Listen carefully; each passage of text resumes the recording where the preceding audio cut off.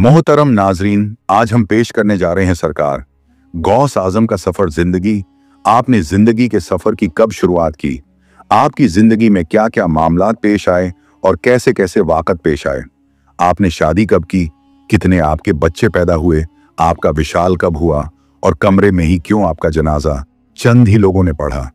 ये सब कुछ और भी बहुत कुछ देखते हैं आज की इस वीडियो में। बिस्मिल्लाहिर्रहमान रहीम। नाजरीन, अल्लाह जिसको चाहे, जिस हाल में चाहे और जिस तरह से चाहे, उस पर अपनी खास रहमत फरमा के उसे अपने खास बंदों में शामिल कर ले।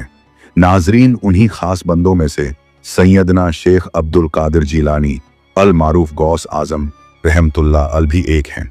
आप यकम रमजान उल मुबारक जुमा के दिन 470 हिजरी व मुताबिक 1075 ईस्वी में पैदा हुए। मुख्तलिफ किताबों में आपका मुकम्मल नाम अब्दुल कादिर गीलानी आमली हबली लिखा है। आमिल एक कस्बा है जो रास दरिया के पास गिलान में वाक़ है। आप गिलान शहर में पैदा हुए और कुछ कुतुब के मुताबिक आप लान शहर में पैदा हुए। यह दोनों ईरान में ही वाक़ हैं, मगर तहकीक करने से मालूम होता है कि जिलान कस्बा है, जबकि गिलान ईरान का एक असमा सूबा है। गिलान का सूबा ईरान की जन्नत कहलाता है। यह बागत दरियाओं और सरसब्ज शादाब सरजमीन पर मुहित है। नाजरीन गिरामी, यहाँ हम आपको यह बात वाज़े करते जाएं कि असल में शेख अब्दुल कादिर जीलानी रहमतुल्लाह अल गिलान में रहते थे।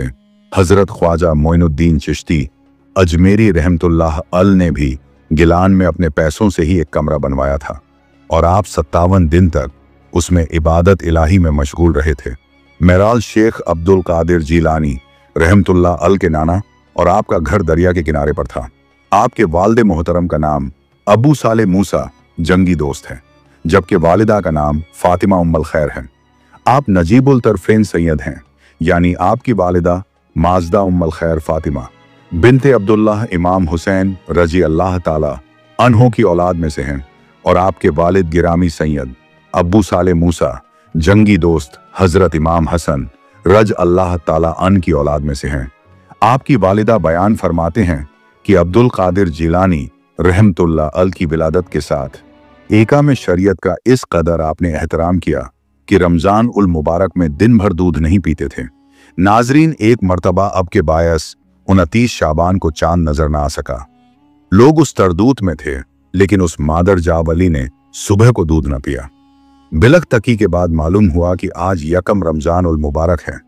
आपकी वालिदा मोहतरमा का बयान है कि बचपन के ज़माने में ही आपका यह हाल रहा कि साल के तमाम महीने में आप दूध पीते थे, लेकिन जो ही रमजान शरीफ का महीना शुरू होता तो आप दिन को दूध नहीं नोश फरमाया करते थे। यानी शुरू से ही अल्लाह ताला की नवाज शत शेख अब्दुल कादिर जीलानी रहमतुल्लाह अल की जानिब मुतवज्जो थी। फिर आपके मर्तबा इरफान को कौन छू सकता है? आप अपने बचपन के मुताल्लिक खुद इरशाद फरमाते हैं कि उम्र के इब्तिदा दौर में जब कभी मैं लड़कों के साथ खेलना चाहता तो गैब से आवाज आती कि इस काम से बाज रहो, जिसे सुनकर मैं रुक जाता और अपने इर्द गिर्द देखता तो कोई मुझे आवाज देने वाला दिखाई नहीं देता था और मैं जल्दी से भागता हुआ घर आ जाता और वालिदा मोहतरमा की आगोश मोहब्बत में छुप जाता। अब वही आवाज मुझे तन्हाई में सुनाई देती थी। अगर मुझको कभी नींद आती तो वह आवाज फौरन मेरे कानों में आकर मुझे तभी करती कि तुमको इसलिए पैदा नहीं किया कि तुम सोए रहो। मशहूर रिवायत में है कि जब हजरत सैयदना गौस आजम रहमतुल्लाह अल 4 साल के हुए तो रस्म और रवाज इस्लामी के मुताबिक वालिद मोहतरम हजरत अब्बू सालेह मूसा जंगी दोस्त रहमतुल्लाह अल ने आपको मकतब में दाखिल करने के घर से उस्ताद के सामने ले गए।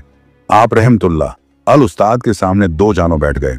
उस्ताद ने कहा कि पढ़ो बेटा, बिस्मिल्लाह रहमान रहीम। आपने बिस्मिल्लाह शरीफ पढ़ने के साथ साथ अलिफ लाम मीम से लेकर मुकम्मल 18 सिपार जुबानी सुना दिए।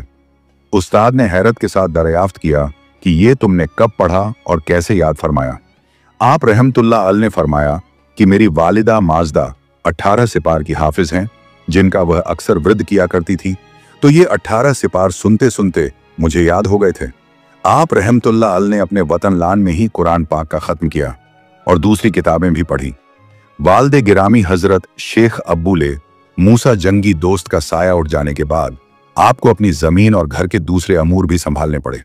और आप रहमतुल्लाह अल बड़ी दिलचस्पी के साथ अपनी जमीन की काश्तकारी और दीगर घरेलू कारोबार को सर अंजाम देते रहे और उन अमूर से फारिग होकर जो वक्त मिलता उसे वालिदा मोहतरमा की खिदमत में सर्फ किया करते थे। जिंदगी के इसी बहाव में एक तबाह आप 9 जुल्हिज यौम आरफा के दिन हल और बेल साथ लिए हुए अपनी जमीन में काम करने के लिए तशरीफ ले गए। वहां आपने एक सदाए गैबी सुनी। वह यह सदा थी कि ए अब्दुल कादिर, तुम इस काम के लिए पैदा नहीं किए गए। यह आवाज सुनकर आप उसी वक्त घर की तरफ वापस आए। उसके बाद आपने अपनी वालिदा मोहतरमा की खिदमत में हाजिर होकर सारा वाकया पेश किया और उसकी नोयर पेश की कि मैं दीन इलाही की खिदमत करना चाहता हूं, जिसके लिए इल्म दीन का हसूल लाजमी और जरूरी है। उन दिनों उलूम दुनिया का मरकज बगदाद के अलावा कोई और मकाम न था, लिहाजा आपने वालिदा से सफर की इजाजत ली और एक मां के लिए एक मुश्किल फैसला था कि अपने ईता गुजार फर्जंद को इजाजत दी जाए और अपने आप से जुदा रखा जाए। लेकिन दीन की परिस्ता इस्लाम की मुकद्दस खातून ने दीन की फलाह और बेबू की खातिर अपनी नेक दुआओं के साथ अपने बेटे को सफर की इजाजत दे दी और आप 488 हिजरी में यानी 18 साल की उम्र में आप एक काफिले के हमराह बगदाद मुकद्दसा रवाना हो गए। उस जमाने में बगदाद मुकद्दस आलम इस्लाम का मरकज था। बगदाद के अंदर हाउस ऑफ विजडम यानी हिकमत का घर, इस्लाम से दुनिया की सबसे बड़ी लाइब्रेरी मौजूद थी। बगदाद जाते हुए रास्ते में डाकुओं ने आपके काफिले को घेर लिया और तमाम तर माल और दौलत लूटना शुरू कर दिया। आप चूंकि बच्चे थे, एक साइड पर खड़े रहे। डाकू भी आपको नजरअंदाज करते हुए आपके पास से गुजरते रहे। फिर एक डाकू ने गुजरते हुए आपसे पूछा कि ए लड़के, तुम्हारे पास भी कोई चीज है? आपने फरमाया कि हां, मेरे पास 40 दीनार हैं। यह सुनकर उसने समझा कि यह लड़का मुझसे मजाक कर रहा है। नाजरीन, उस टाइम के 40 दिनार मतलब आज के 15 तोला सोना की कीमत। फिर डाकू ने पूछा कि वह 40 दिनार तुम्हारे पास कहां हैं? आपने फरमाया कि मेरी मां ने मेरी कमीज के अंदर एक खास जगह में सिलाई करके छुपा दिए हैं। यह सुनकर वो डाकू आपको अपने ने सरदार अहमद बदवी के पास ले गया और कहने लगा कि यह बच्चा कहता है कि मेरे पास 40 दीनार हैं और इसकी मां ने इसकी कमीज के अंदर सिलाई करके छुपा रखे हैं। जब तलाशी ली गई तो उस कमीज के अंदर 40 दीनार बरामद हुए। अहमद बदवी, जो कि डाकुओं का सरदार था, यह देखकर बहुत ही हैरान हुआ और आपसे पूछने लगा कि ये लड़के, तुमने हमारे साथ झूठ क्यों नहीं बोला? अगर तुम चाहते तो इन 40 दीनार को छुपा सकते थे। हम में से किसी को इसका इल्म ही ना होता। आपने फरमाया कि मेरी वालिदा ने घर से निकलते हुए मुझे यह नसीहत की थी कि ए बेटे, किसी भी हाल में झूठ मत बोलना, लिहाजा मैं तुमसे क्यों कर झूठ बोलता। यह सुनकर डाकुओं का सरदार कहने लगा कि इस बच्चे को देखो कि अपनी मां से किया हुआ वादा नहीं भूला और अहमद बदवी अपने अल्लाह से किया हुआ वादा भूल गया है। फिर उसने आपके हाथ चूमे और कहने लगा कि ए लड़के, तुमने मुझे रास्ता दिखा दिया। फिर उसकी ऐसी कैफियत हो गई कि रात की तारीकी में रोता हुआ जंगलों की तरफ निकल गया और फिर उसका कोई अता पता मालूम नहीं हुआ। जब आप बगदाद पहुंचे तो सबसे पहले वह 40 दिनार फुकरा और गरीबों में तकसीम कर दिए। आपके नाना सैयद अब्दुल्ला रहमतुल्लाह अल की जान और पहचान वाले बगदाद के अंदर चंद लोग मौजूद थे। आप उनके पास पहुंचे। उन्होंने आपको बताया कि यहाँ 2 बड़े मदरसे हैं, एक मदरसा निजामिया जबकि दूसरा मदरसा अन्हा है। आपने 1095 ईस्वी में मदरसा निजामिया में दाखिला लिया। नाजरीन गिरामी, मदरसा निजामिया एक बड़ी खासियत और अहमियत का हामिद है। उस मदरसे की बुनियाद 1650 ईस्वी में रखी गई। उसको मदरसा निजामिया इसलिए कहा जाता है कि उसको बनाने में, उसका निसाब तैयार करने में सलजुग सल्तनत के एक बादशाह अल मारूफ निजाम उल मुल्क तोसा का हाथ था। उस मदरसे को दरिया के किनारे बनाया गया था, जिसके सबसे पहले प्रिंसिपल इमाम गजाली रहमतुल्लाह अल थे। उसके बाद प्रिंसिपल अल्लामा इब्ने जूजी भी रहे। शेख अब्दुल कादिर जीलानी रहमतुल्लाह अल उसी मदरसे में दाखिला लेने के बाद इब्तिदा 20 दिन आपने फाका में गुजारे। 488 हिजरी से 486 हिजरी तक यानी 8 साल तक आपका तालीमी सफर जारी रहा। कुछ कुतुब के मुताबिक आपने अपनी वालिदा माजा से कुरान पाक हिफ्जा हम बिन मुस्लिम रहमतुल्लाह अल से किया। 8 साल के अंदर आपने हर शोभा में PhD कर ली, जो कि आप पर अल्लाह ताला की रहमत और आपकी करामत थी। दौरान तालीम आप पर बहुत सी मुश्किलात आई, जिनका आपने सब्र और इस्तकामेश्वरी सीम कर देते। इसी वजह से आप मदरसे के अंदर रिहाइश का किराया अदा ना कर सकते थे, लिहाजा आपसे रिहाइश ले ली गई, मगर पढ़ने की इजाजत थी क्योंकि आप एक ज़हीन तालिब इल्म थे। फिर आप अपनी किताबें लेकर मदरसे से जंगल में चले जाते। कई कई दिन तक आपको खाना ना मिलता। पैसे आते तो फौरन गरीब तुलबा के अंदर तकसीम फरमा देते। 20 दिन तक खाना ना मिला, और यह वो दौर था जब बगदाद में कहत पड़ गया था। आप बाहर निकले कि किसी दरख्त से पत्ते तोड़कर खा लूं, मगर देखा कि लोग पहले से ही दरख्तों के इर्द गिर्द जमा हैं और पत्ते तोड़कर खा रहे हैं। ये देखकर आप वापस मस्जिद में आए और निडल होकर गिर गए। फिर अपने जिस्म को घसीटते हुए मस्जिद के एक कोने में ले गए और समेट कर बैठ गए। इसी दौरान एक साहब मस्जिद में दाखिल हुए और उनके हाथों में खाना था। वह आपके सामने बैठकर खाना खाने लगे। गोश्त और रोटी की खुशबू आई तो हुजूर गौसे पाक रहमतुल्लाह अल फरमाते हैं कि जब वह नौजवान अपने मुंह की तरफ निवाला करके ले जाता तो मेरा मुंह खुद ब खुदा की जब नजर मुझ पर पड़ी तो उसने मेरी कैफियत को भांप लिया। वह कहने लगा कि तुम भी यहां आओ और यह खाना खा लो। यह खाना मेरा नहीं है, किसी और का है। मैंने उससे पूछा कि यह खाना किसका तुम खा रहे हो? वो कहने लगा कि मैं गिलान से आया हूं। कोई अब्दुल कादिर लड़का है, उसकी वालिदा ने 8 दीनार मुझे दिए थे ताकि मैं बगदाद पहुंचकर उसे दे दूं। मैंने उसे बहुत तलाश किया लेकिन मुझे वह नहीं मिला। भूख से मेरी हालत खराब हो रही थी, चुनांचे मैंने उन दीनार में से यह खाना लिया। अब जब तुम मिल गए हो तो दोनों उससे माफी मांग लेंगे। यह सुनकर सैयद अब्दुल कादिर झीलानी रहमतुल्लाह अल मुस्कुरा पड़े और फरमाया, अब्दुल कादिर मैं ही हूं, तुम बिला झज खाना खाओ अपने चंद निवाले लिए। और उसने जो आपको दीनार दिए वो फौरन आपने गरीब जरूरतमंदों में तकसीम कर दिए। उसके बाद फाकोर शुरू रहा। फाकोर से आपसे पढ़ा नहीं जाता था। फिर एक दिन गैब से निदा आई, उठो रोटी का तो कोई बंदोबस्त कर लो ताकि तुम पढ़ सको। यह सुनकर आप बहुत हैरान हुए और फिक्र में पड़ गए कि अब रोटी का किस तरह इंतजाम करूं। फिर कुछ सोचकर एक नान भाई के तंदूर पर गए। आपने उससे कहा, तुम 24 घंटे में मुझे 1.5 रोटी दिया करो। जब मेरे पास पैसे होंगे तो मैं तुम्हें अदा कर दूंगा। अगर मैं ऐसा ना कर सका तो तुम मुझे माफ कर देना। यह सुनकर नान भाई रो पड़ा और कहने लगा, तुम बिला झज रोटी ले जाया करो। ताहम नान भाई का यह सिलसिला कुछ अरसे तक जारी रहा।